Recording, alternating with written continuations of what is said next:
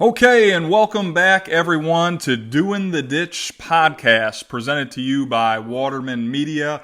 We are lucky enough again to have Captain Greg on the phone here tuning in with us tonight. And Captain Greg, we've got some updates. Like I said, we were hopeful that we would be making the trip. Correct me if I'm wrong. The departure date was either tomorrow or Saturday.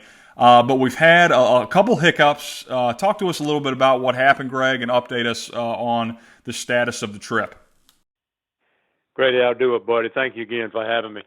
We had a scheduled departure of Saturday out of Norfolk, and we were watching the weather, and it looked like the front that's approaching the Tidewater area was going to come bolting on through tomorrow, being Friday, and going to have some pretty good winds up in that area in the Outer Banks, and going to have a reversal of the winds and get some northeast winds across the Albemarle, and of course that would translate right on through the Pamlico Sound. So we actually had a tentative plan of splashing Adventure 2 tomorrow in Norfolk and transitioning right on to Coin Jock. With a southwest wind, you've got the land that's kind of a buffer to transition through the Currituck Sound. So from the mouth of the North River down to the entrance to Coin Jock is about 15 miles, and 15 miles is a long ways in tough conditions, and it would not have been a cakewalk, but to be able to take advantage of Saturday's weather, we were going to try to get a jump on this thing. But as you say, we've had a hiccup here, and I guess it's easier to just say better safe than sorry at this point, Grady. I got you, man. And looking at the latest Instagram post, and for those of you looking to follow us on Instagram, we are on Instagram. Just type in Doing the Ditch, all lowercase. But you made a post today, Greg, and I'll go ahead and read it. It says, "I'm disappointed to tell you that Doing the Ditch will be postponed due to a mechanical issue. Third sea trial yesterday uncovered an issue we thought to be resolved a week ago. Once we have a new departure date, we will be in touch." So, Greg, tell us a little bit about what happened, and like I said, mechanical issues for people who are new to boating. These things happen all the time. It's something that is just inevitable. When you're a boater, you're going to come across these mechanical issues. So why don't you let our listeners know a little bit about what happened and what mechanical issue is actually going on. We took delivery from Four Sons Marine down in Fair Bluff. We took delivery 2 weeks ago today, and we made our way onto the coast, and we sea trialed the boat, splashed it. The initial sea trial was done, will be 2 weeks tomorrow. And Mercury's break-in procedure calls for variable RPMs for the first 2 hours, and then every 10 minutes you want a wide open throttle. And then that's their break-in procedure. I mean, obviously I had the manual, and we had almost memorized that to make sure we're doing this right. So anyway, we started the sea trial, and on the first wide open throttle, when we went to pull it back, it didn't want to stop. I mean, Mercury's are quick, and they like to run, but she didn't want to come back.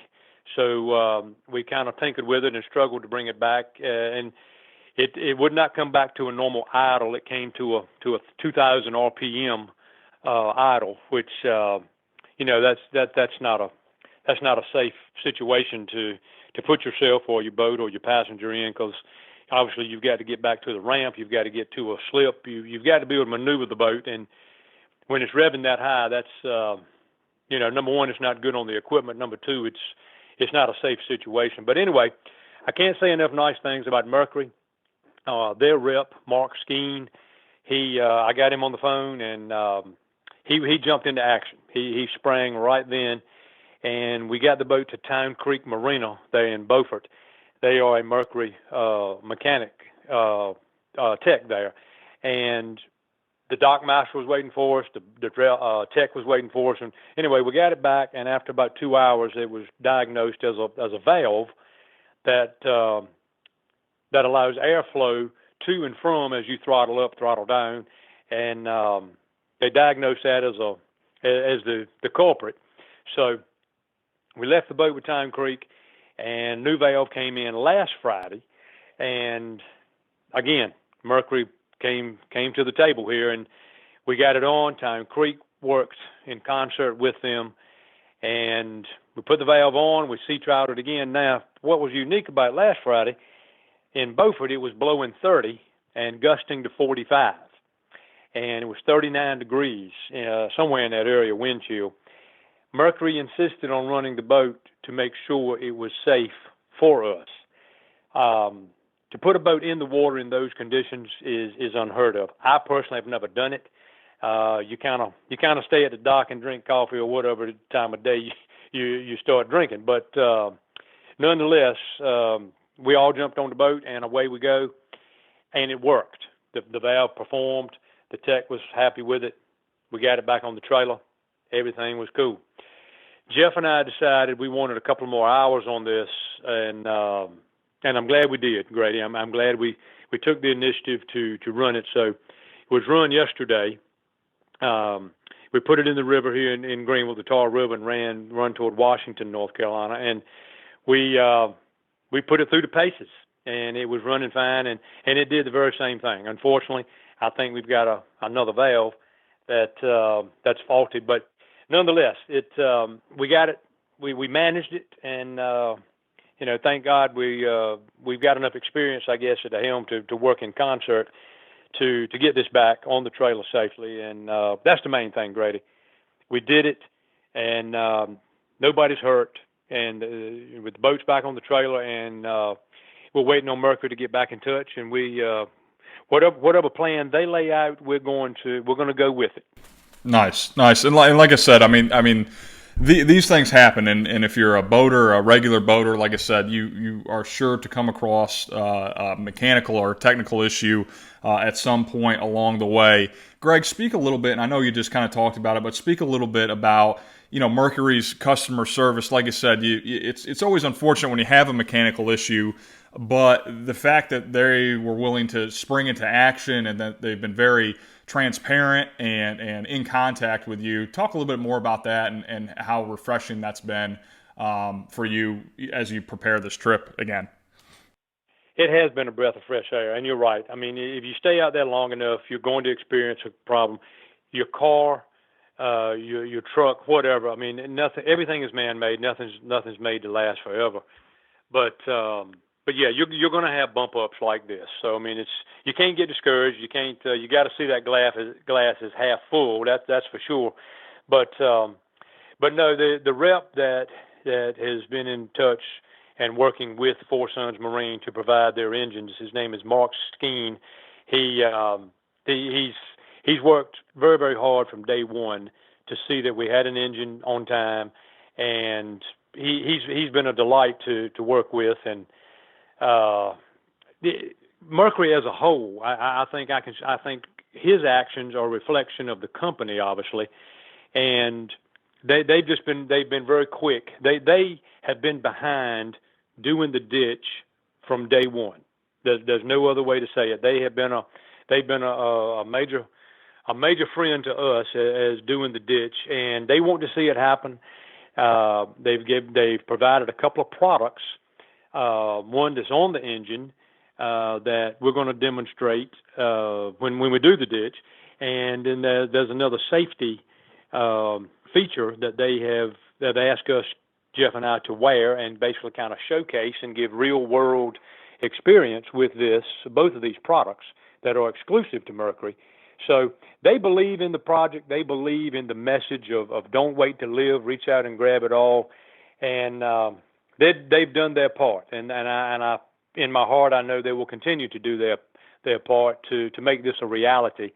But I will say this, that there are a lot of businesses, not just marine oriented, that could take a lesson from Mercury in the way they handle themselves in a not so pleasant situation. Their customer service, I would stack it up against anybody, Grady, no question.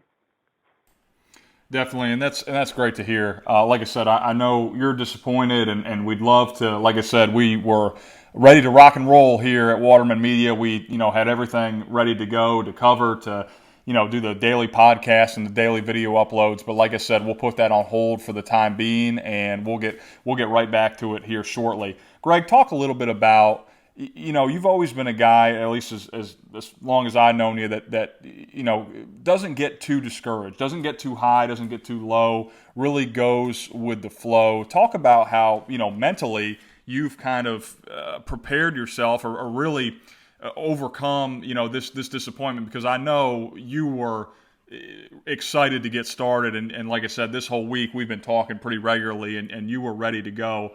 Talk a little bit about how you're able to kind of move to the next step and do what you need to do.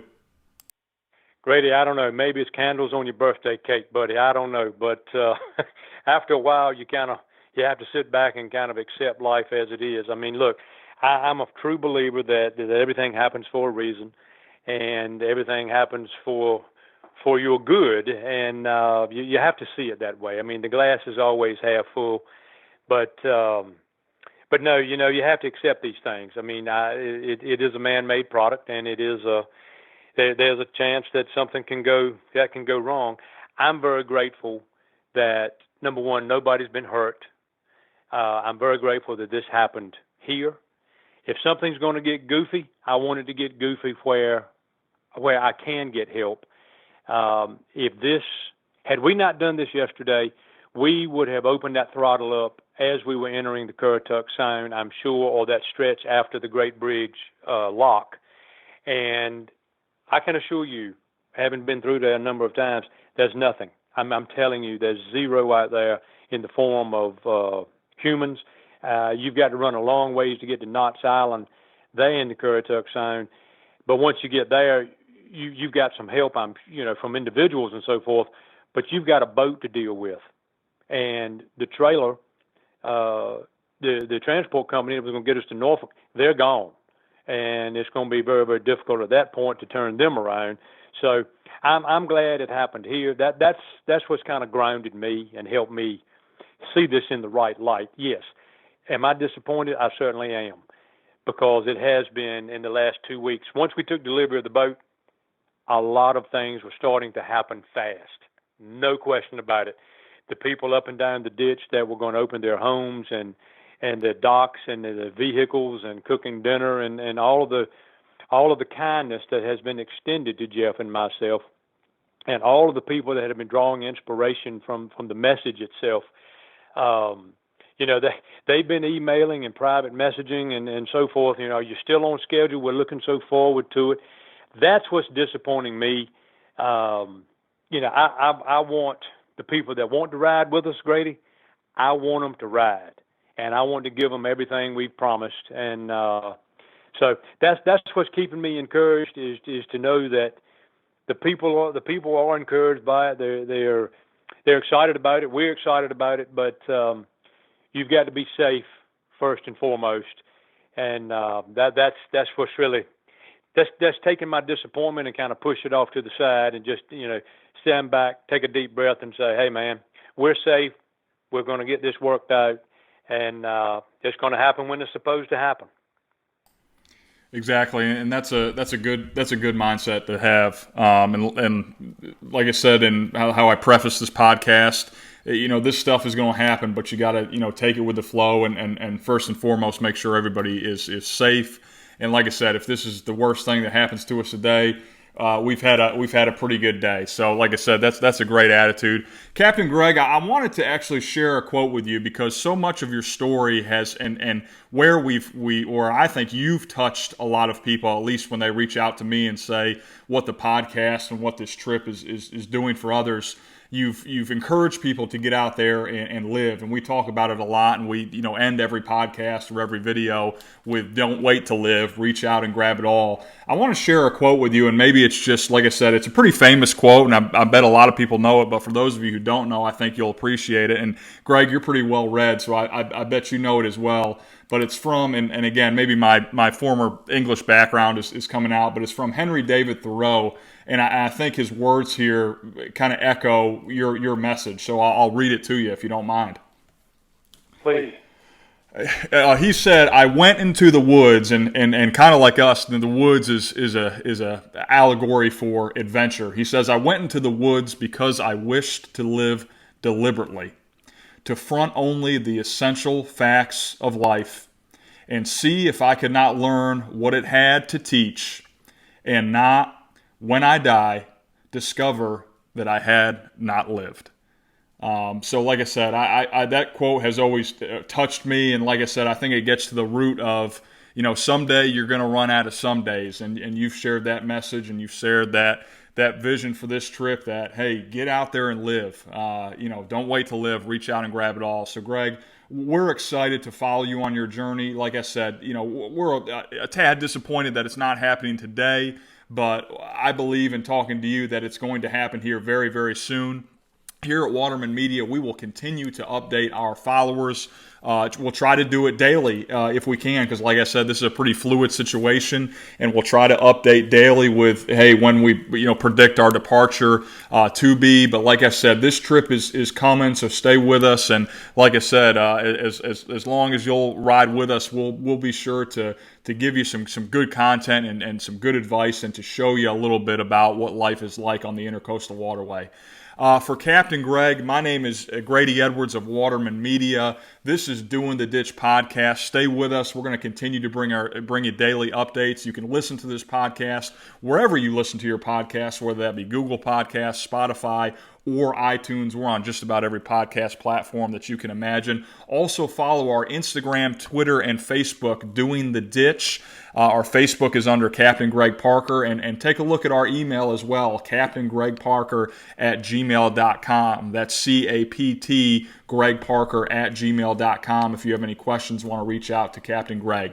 We will be sure to give you daily updates. We'll be sure to take you along with this journey. And like I said, this is only the beginning. Good things are happening. Captain Greg, we thank you for being here with us, and we'll leave you with this, listeners. Don't wait to live. Reach out and grab it all. We'll see you next time.